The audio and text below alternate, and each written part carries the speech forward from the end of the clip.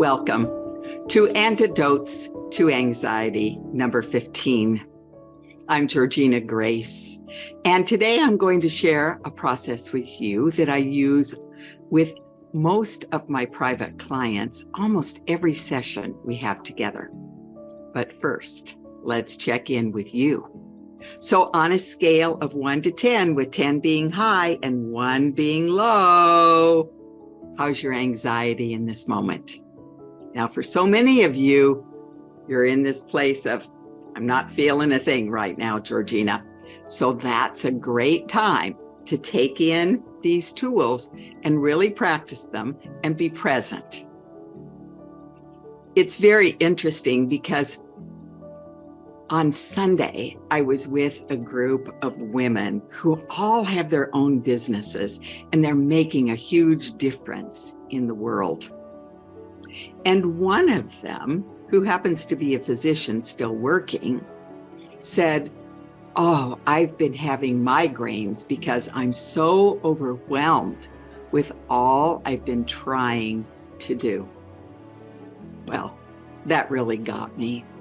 So an hour or so later, I texted and said, could we have a session together? Because she'd given me one 10 days earlier, and it was phenomenal.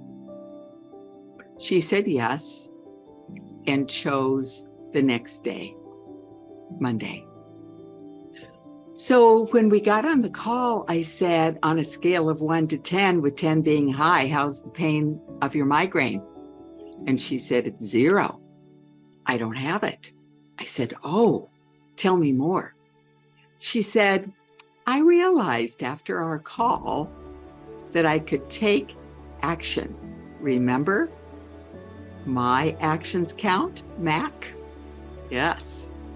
So she said, I'm going to start hydrating. I probably haven't been drinking enough water.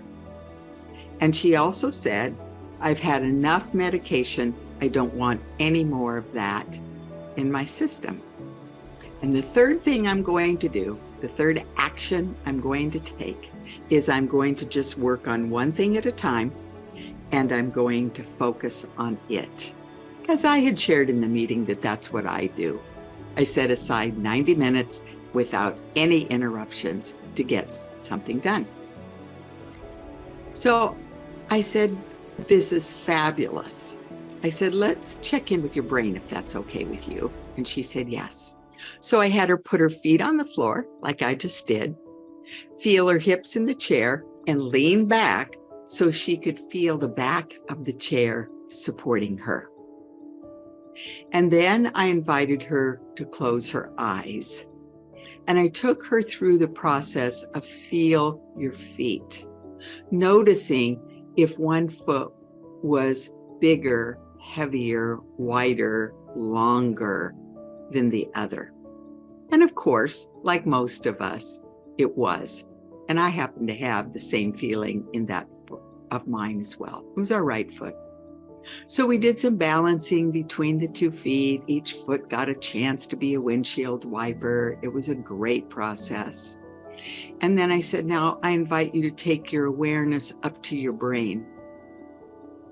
And I'm going to ask you to notice, what does your brain look like in this moment?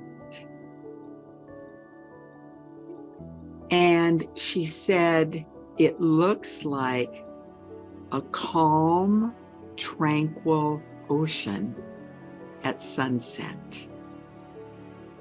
And so I repeated those words. Your brain looks like a calm, tranquil ocean at sunset. And then I said, so what is your brain feeling in this moment? Well, of course, calmness and tranquility was what she was experiencing in her brain, just like she had seen in the ocean. And I said, what does your brain sound like in this moment? And she said, stillness, quiet. So I invited her to invite her brain to simply float in the ocean and let this tranquil, calming water bathe her brain. And anytime her brain felt like she was on the verge of getting a migraine, because she knows when they're coming, to simply bring up this image, experience the feeling in her brain and the stillness. And then I said, is there anything more your brain would like to have happen? And her brain said, stay this way. So she came out of the session with this very powerful tool. And when I recently checked in with her just a couple days later, her brain was still in this place of tranquility and calmness.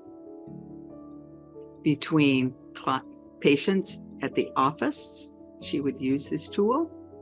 She would also use this tool before she started a project at home.